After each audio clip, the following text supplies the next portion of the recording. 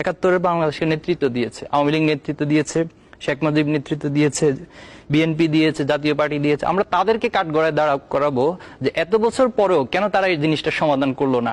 একটা হিস্ট্রিক্যাল বিষয় তো যে কোনো জাতির মধ্যে ঘটতেই পারে, একটা মত দ্বিমত থাকতে পারে, কিন্তু একাত্তরের পরে এতগুলো বছর পার করার পরেও তারা এই জিনিসগুলো সমাধান না করে আজকে আমাদের প্রজন্মের কাছে কেন এই প্রশ্ন তারা করে।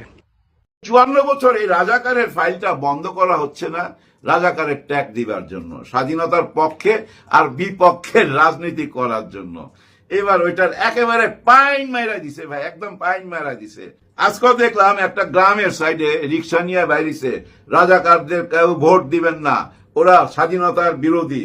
ভাই দেখলাম দোকানদাররা চারিদিক থেকে আইসা ওই রিক্সাওয়ালারে ধরছে, মাইক টাইক ভাঙ্গা যে বেটা ঘোষণা দিতেছিল ওরও কিছু দিছে। আসলে মাইরের উপরে কোনো ওষুধ নাই, তো এই ওষুধগুলা দিতে হয় মাঝে মাঝে, না দিয়া তো উপায় নাই। এই রাজাকার ট্যাগ দিবার জন্যই 54 বছর এই ব্যবসা চালায়া গেছে। এই 54 বছরে যারা সরকার চালাইছে প্রত্যেককে আইনের আশ্রয় আনতে হবে, আইনের মুখোমুখি করতে হবে। কারণ তোরা কেন এটার মীমাংসা করলি না? 54 বছর লাগে ভাই একটা মামলার মীমাংসা করতে? নিশ্চয়ই না। তার মানে বুঝা নিয়েন কেন ওরা এটা সমাধান করে নাই। কিন্তু ডক্টর ইউনূস স্যার এটা সমাধান কইরা দিয়ে যাবে।